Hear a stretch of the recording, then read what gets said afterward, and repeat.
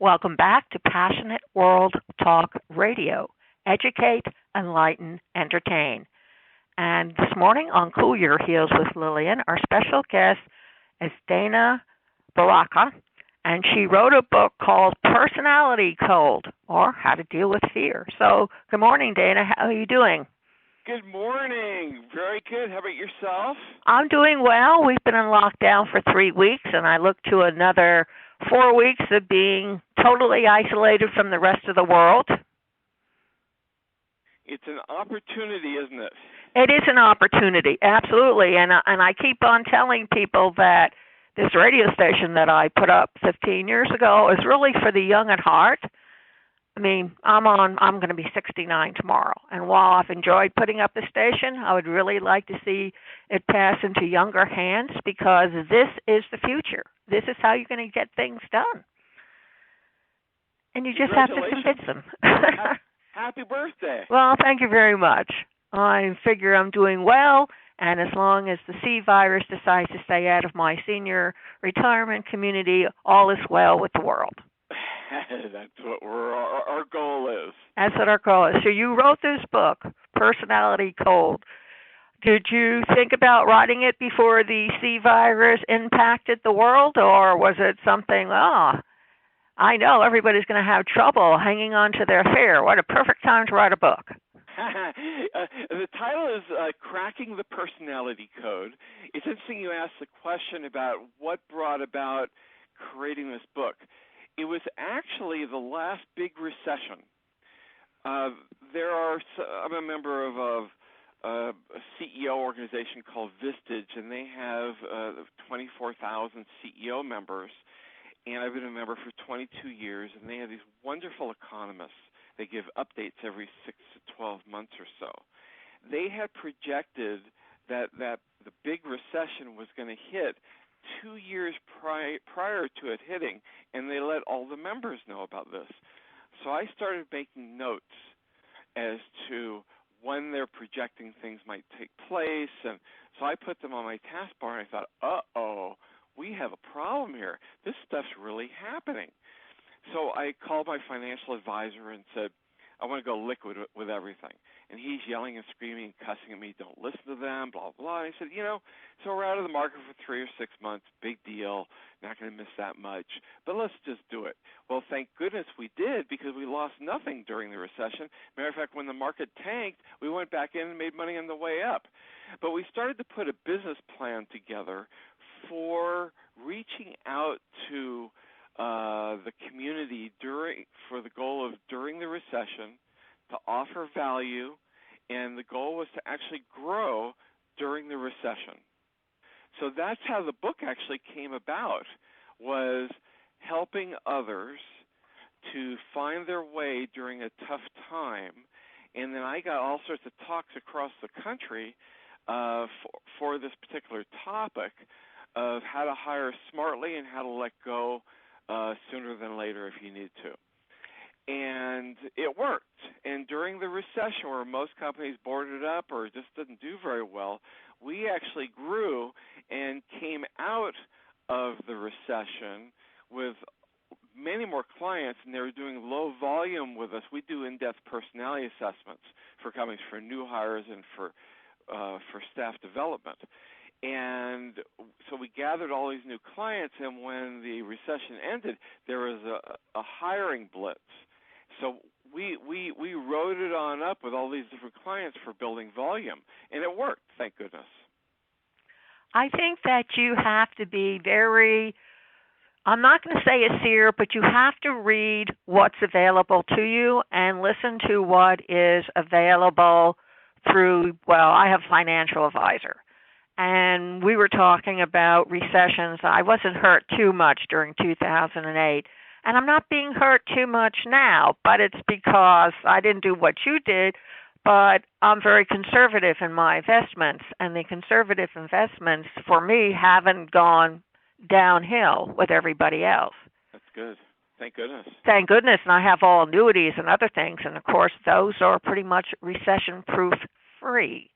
Right. So I think what it really means, folks, is that I kind of go, and I'm not a religious person. I want you to know I'm a confirmed atheist, but I also remember about the 7 years lean and the 7 years strong. And it's a period of going up and down. The stock market can only go so far, and then it has to come back down and readjust to what is reality with the current economic situation, because you have to understand it is economics that determines what happens within the stock market. Good point. Very good point. And what is the fear value with cracking the personality code? Why do people fear? Can I make a comment about something, then we'll jump into the fear? Sure. I want to make sure that when people hear about loans or forgiveness loans from the government, be very cautious and ask many questions. I'm not going to say ask the right questions, because we always learn as we get more mature. I wish I had asked this question when I was younger, right?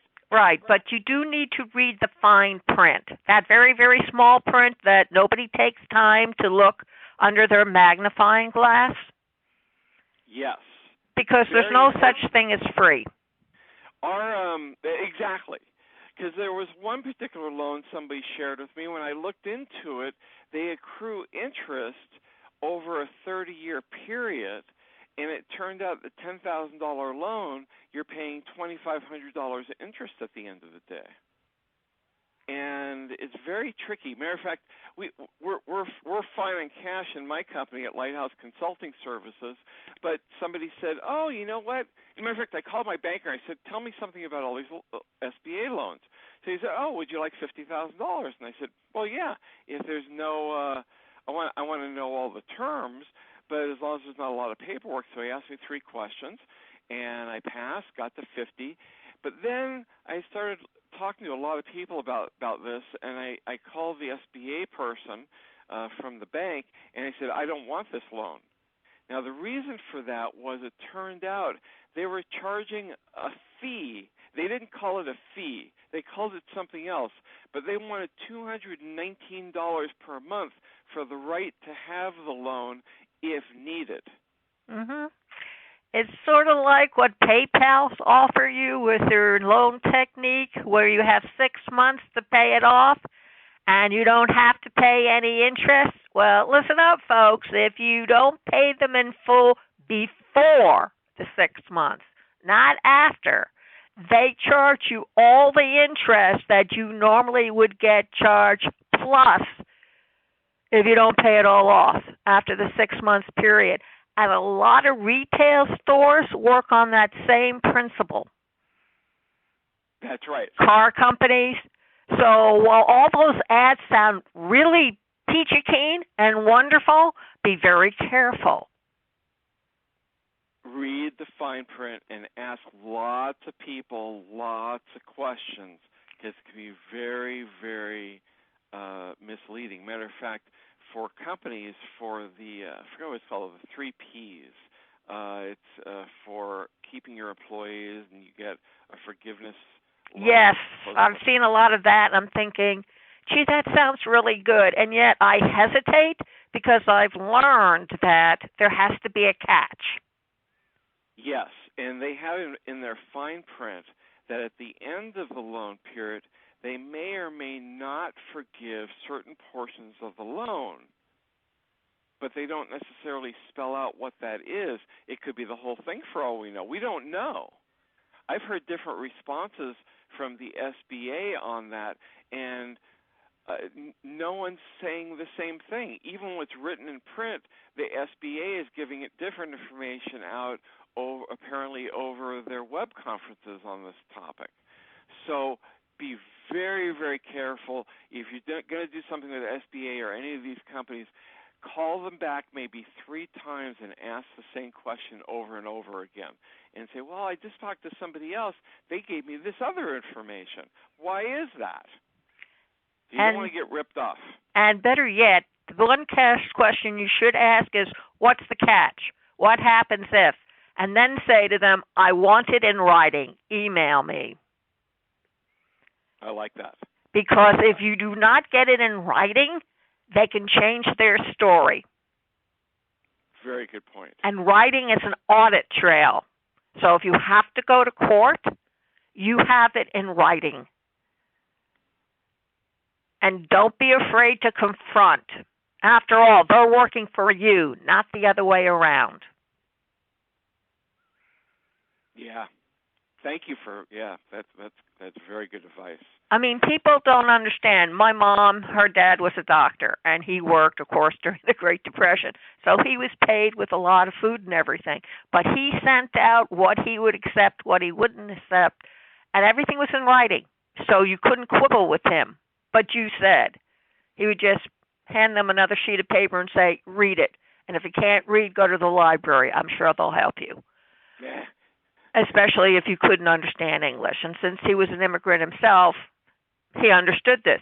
But the fact of the matter is, my mother told me, if you don't like what they're doing, fire them. You're the one who hired them to look after you. If they're not doing their job, fire them and find somebody else. Best advice she ever gave me. And that should be applied with everything. And if something doesn't sound right, ask them, what's the catch?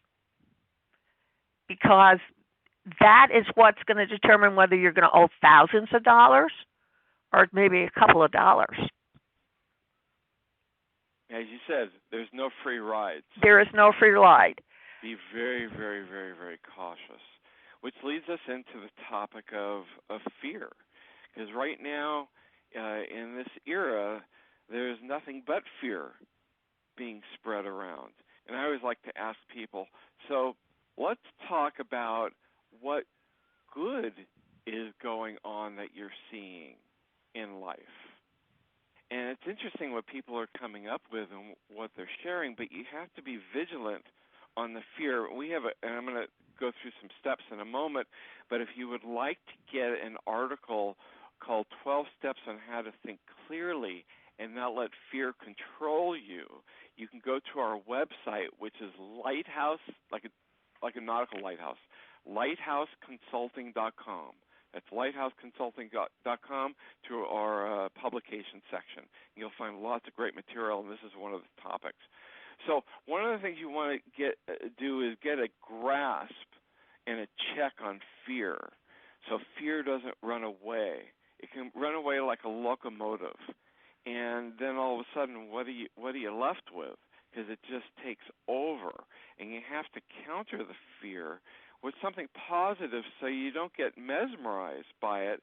Then all of a sudden the anxieties get caught up, and oh my gosh. Now I realize that some people listening today are in a state of, I don't have my rent. I just don't have the money. Well, we can build up in our mind, oh my gosh, they're going to throw myself and family out of the apartment, or maybe they can't foreclose at this moment. And matter of fact, in many states, in the state of California, you can't get evicted at this moment. But talk to the landlord and say, if you're in an apartment, and say, I realize that I'm not going to get evicted, but how does this actually work? Well, I owe you the 3 months of money the day after the coronavirus goes away, because I'm not working right now and I'm out of unemployment. I've run out. So what terms can we work out so we can make it work for both of us, because we do love where we're living and we want to be helpful and respectful to you also. It goes back to respect. But anxiety can also have a good side where it can help us grow. George Herbert made a comment, storms make oak trees take deeper root. And as terrifying as it can be, if we're open and listening to ideas that come to us, we can resolve these things, and new activities will come up that we never even thought of. Let me give you an example of this. My wife, we live in the state of California, and there's a store called Ralph's, owned by a company called Kroger's. So she called the other week for takeout, or for them to deliver the groceries. And the shopper started to text her, we're out of this. I told my wife, just cancel the order.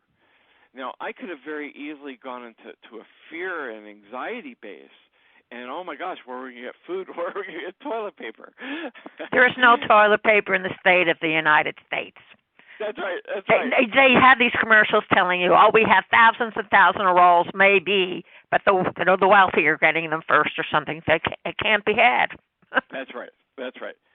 So the thought came to me to just not go into the fear space, but just to breathe in and out slowly and calm down. And as I started doing this breathing exercise, a thought came to go to a different store than we would normally go to. So I told my wife, hey, let's leave right now. We're supposed to go to this other store. So we go to the parking area. A car pulls up right in front of pulls out right in front of the store. And I thought, wow, this is a good sign. So we pull in, we go in. There's no lines. We walk around. We got every single item that we needed. Every single item. Then here's the wonderful part, other than getting the things we wanted, but this means even more to me than that. I thanked the cashier, and she just thanked me so much for that comment. But something else even better happened. The manager came up behind the cashier, got onto the PA system, thanked all the shoppers for coming and how appreciative the organization was for them choosing that store. And he thanked all the workers for the great job that they're doing and hanging in there and how much they are valued, not only by the store, but by every shopper in the store. So when he got done, I thanked him very much. He had this big grin on his face, and he just said, thank you so much. We really appreciate feedback like that, and we're working really hard, as you know. But all that because I didn't go into the fear sector of thinking and went into the silent sector of breathing slowly and getting centered, not letting fear and anxiety come into mind. And then an idea opened up of where to go for everything that we needed. And it took place and manifested itself.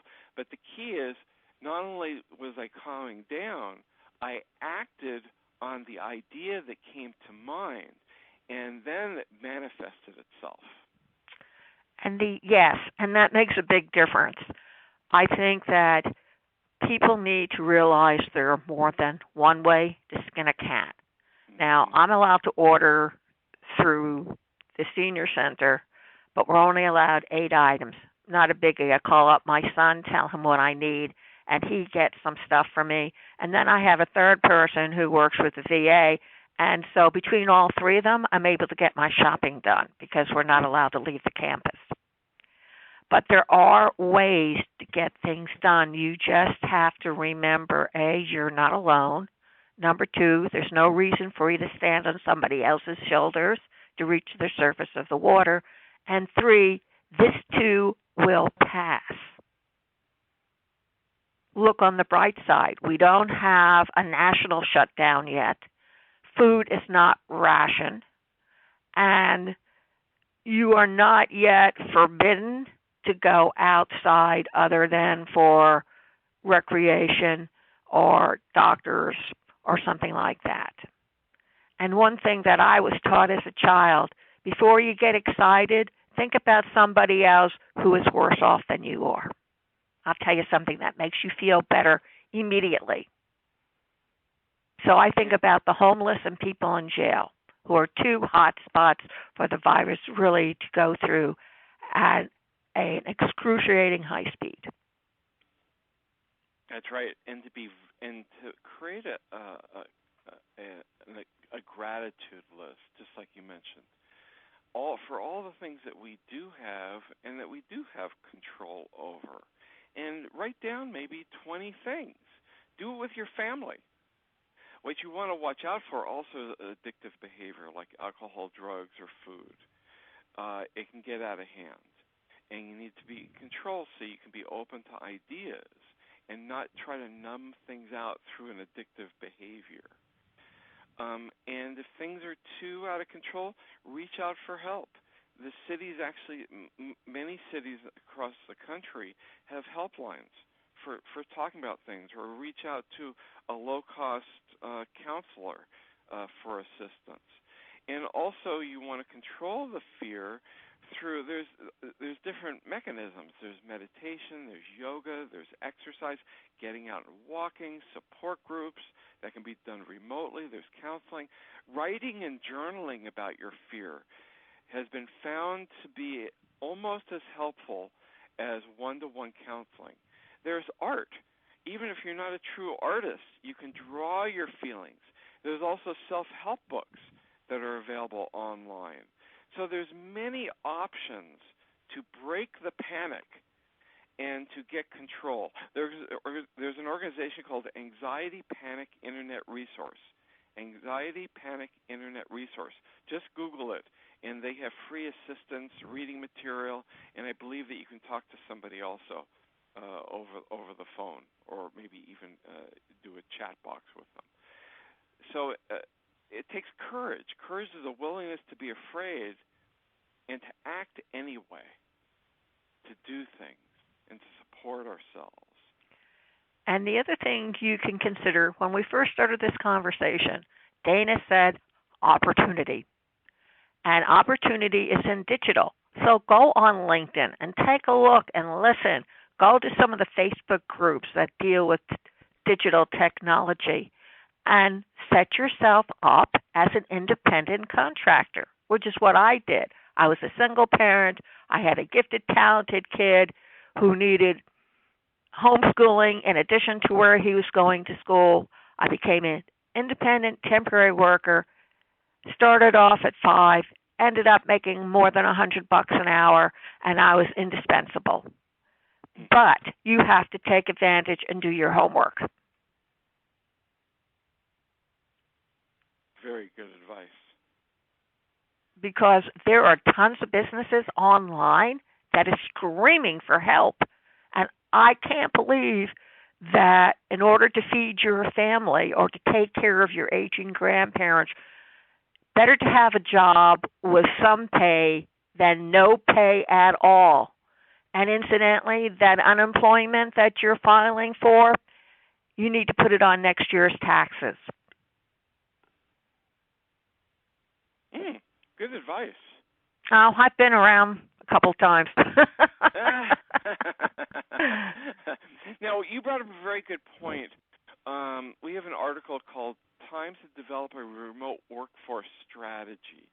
And many of you listening today, your companies have closed shop at one level, but they've sent everybody home, or most people home, to work. And I know that a lot of people get very scared because the company never planned and has no plan for people working at home. So let me share a few points on this that could be helpful.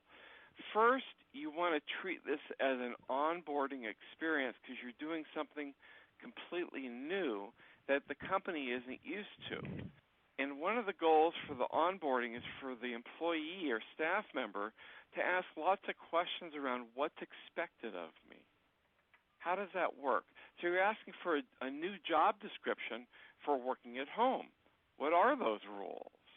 How often will you have meetings with management for touching base, which could range from every other day or every day in the beginning to maybe every week or every 2 weeks there should be a team meeting with everybody using Zoom or using Join.me for being able to connect with one another. You should actually have some buddies or friends within the organization that you can reach out to and talk to about maybe some frustrations that you might be running into while you're working at home, but also to keep in contact from a social manner. Not social distancing, but social closeness through the phone or the internet. It's also developing a culture when you have groups talking together and how are things going and checking in. It doesn't need to be all work talk. It should be around, so what are you doing that's working? Tell me some good things that are happening in your life. You also want to have the IT person be very close at hand for security situations. Because when you're working at work in the brick and mortar, the company has security built in.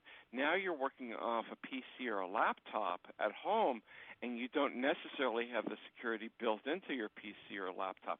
So you want to have a conversation with the manager about technology, and can you talk with the IT person about this so they can mitigate the risk of doing so. How do you print things? What do you do with the printed items? Should I get a shredder? Will the company pay for a shredder if needed? There's all these little things, but the team meetings are most important. There are so many benefits for working at home. There was a study done by Pac Bell many years ago, probably 20 or 30 years ago, on the remote workforce, because they were pushing at the time for people to be at home and use their services, the phone company services. They did a study with USC, and they found that the right person working from home actually works between 30% to 300% more efficiently than working in a brick and mortar organization, because they're focused on doing things and not getting disturbed by others, which I thought was a fascinating study. And I wish I had this study now. It was like 400 pages. I did get to see it and read it once, but I didn't keep a copy of it. They didn't offer it. They should have it in storage somewhere. I know, for example, I have 3 grandkids, and the youngest one is 6. And he loves being homeschooled. And from what he says, and from what Daddy, we also have 2 twins at 13. They're not doing as well. They don't love it. But for the 6-year-old, it's an opportunity to really see things that you don't get in a structured environment.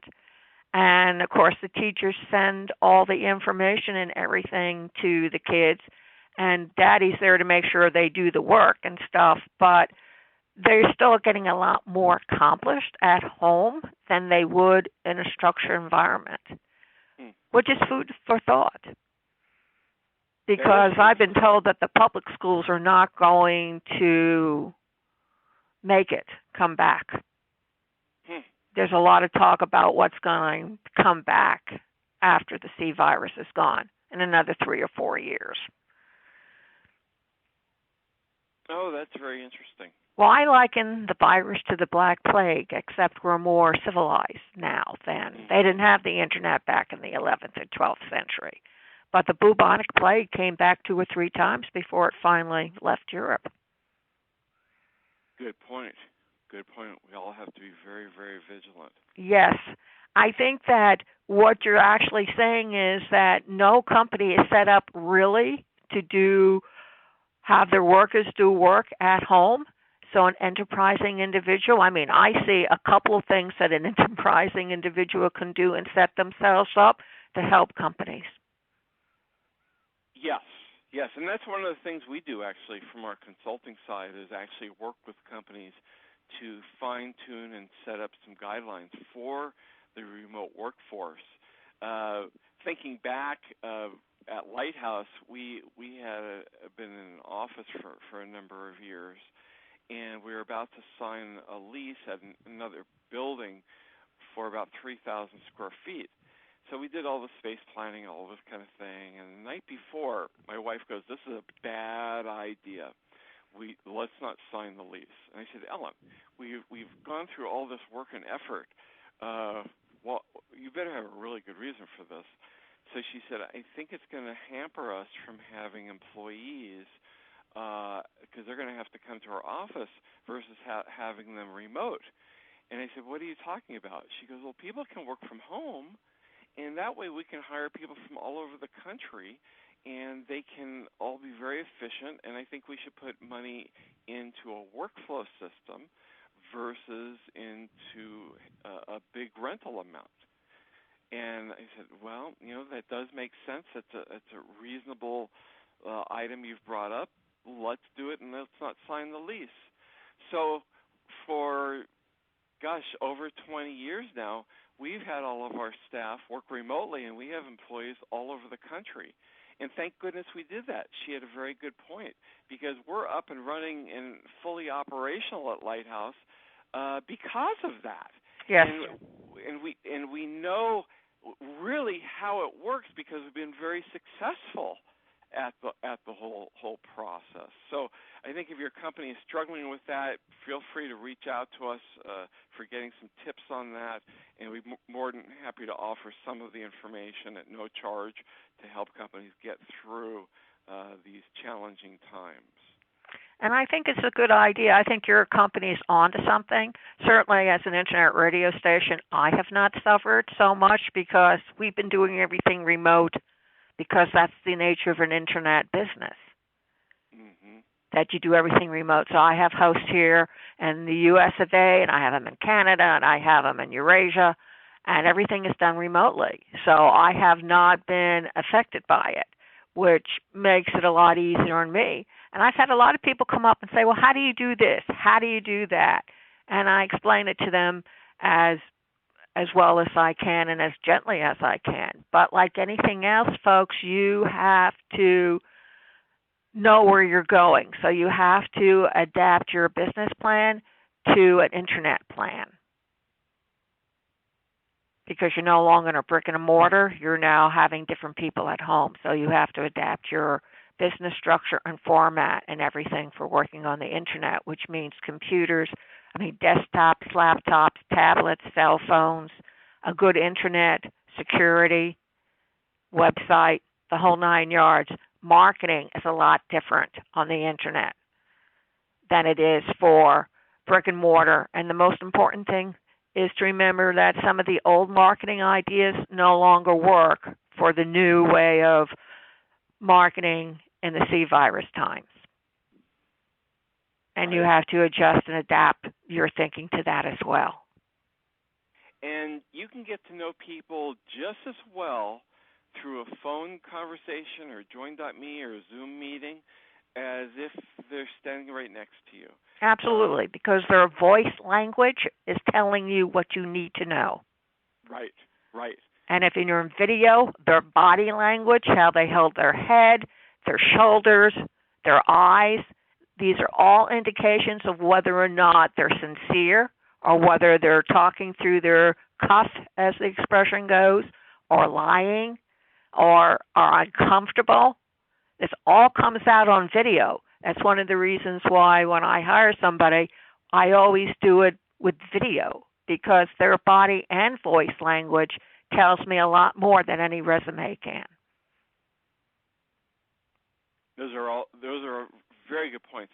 And remembering the soft side of building a culture so you get to know each other. One of the things that we did not too long ago, it was fun for everybody. We had Hot Fudge Sunday Day. And so we found somewhere on the internet a program where you can create a Hot Fudge Sunday electronically. So everyone got to create a Hot Fudge Sunday with ice cream and all the toppings and all the different things you could do. And people got really creative with this whole thing. And then we shared that through a web meeting, and it was just so much fun. So you can have fun times doing these things. And also, one of our clients that has, hundreds of workers across the country does something very, very clever, very loving and supportive. At Thanksgiving time, he sends either coupons to people to go get a Thanksgiving pie, like a pumpkin pie, from a local store or restaurant they could find. And if they're out in the boonies where they just don't have that, he'll mail them overnight a pumpkin pie for their family. Now, this does a couple of things.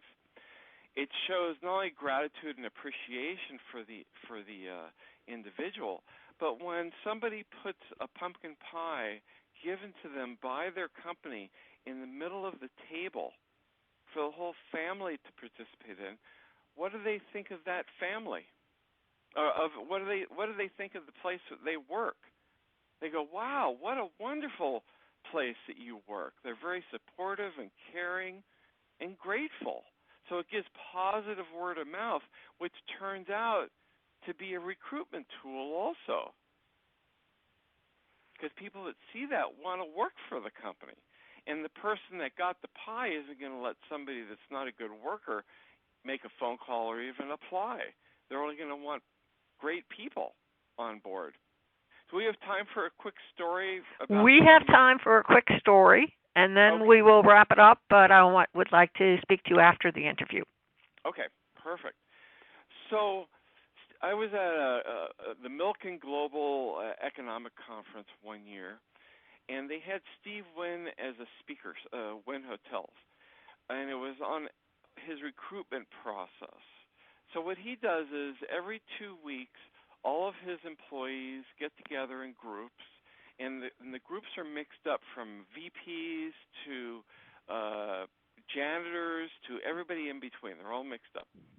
And then everybody shares some outrageous thing they did to make a customer experience outstanding.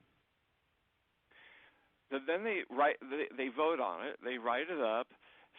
It goes directly to Steve Wynn's office. He writes them a thank you note, personal thank you note.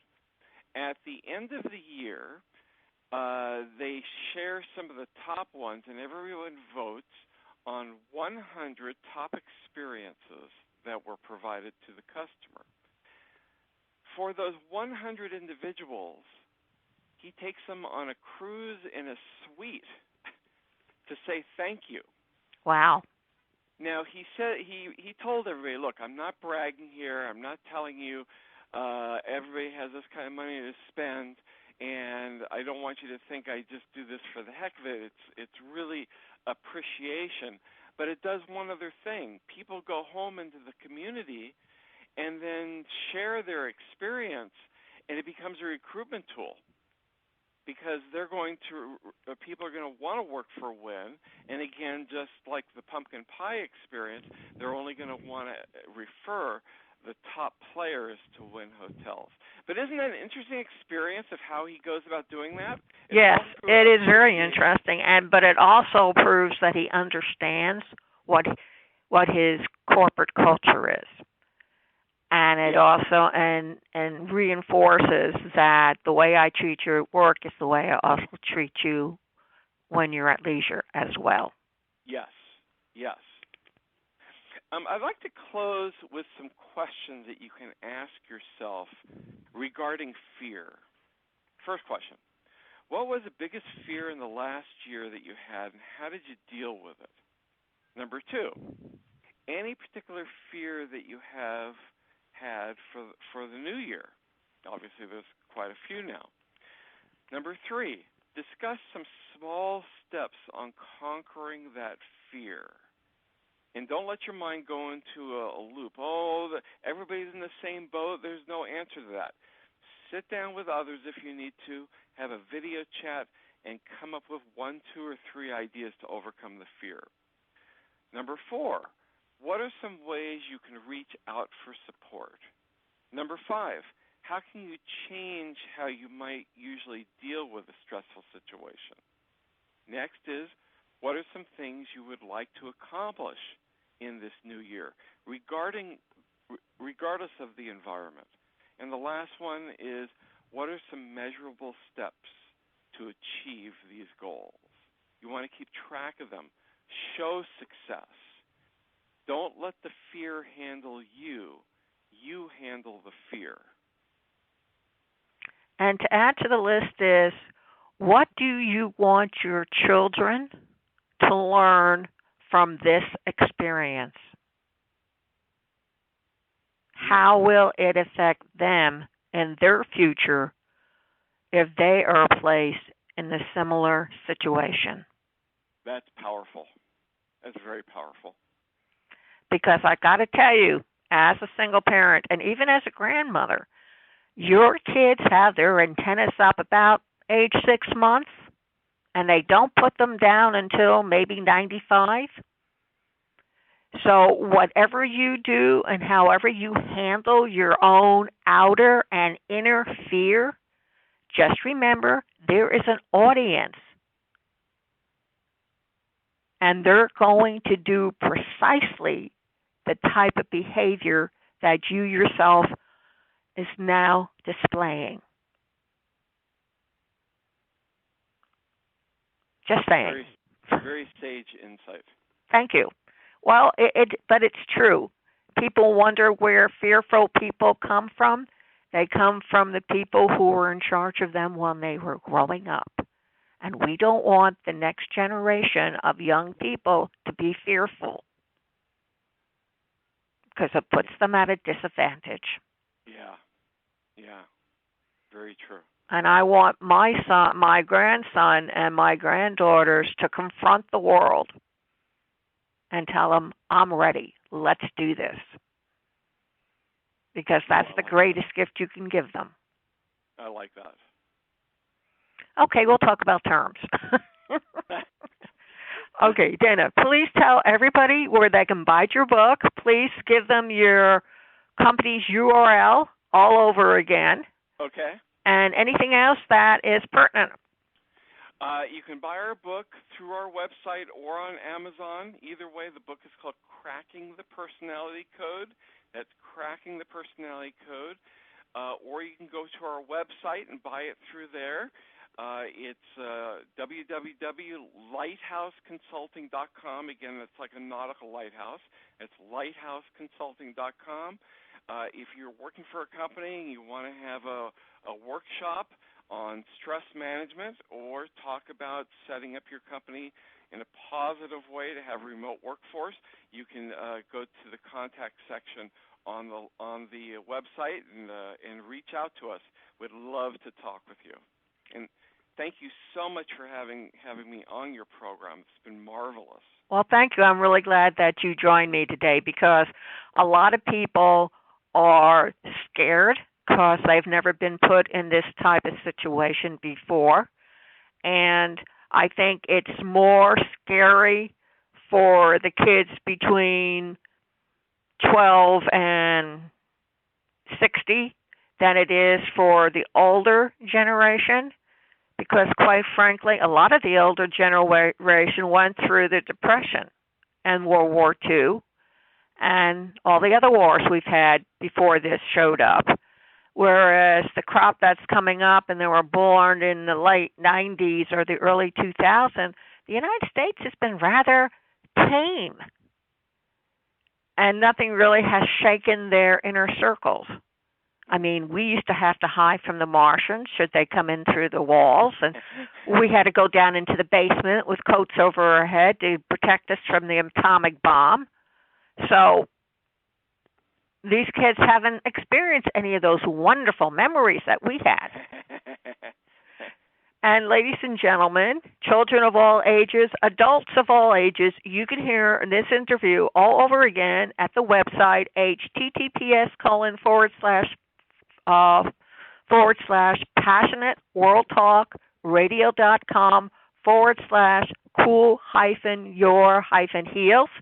And you will see it. You can also hear it on iHeartRadio, iTunes, Spreaker, Spotify, Podcatcher, Podchaser, Twitter, LinkedIn, YouTube, Facebook, and ALEXA, and AMFM247.com.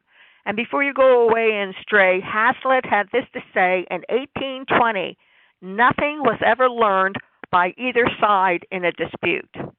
Thank you all very much for joining us, and remember, until next time, stay healthy. Have a good day.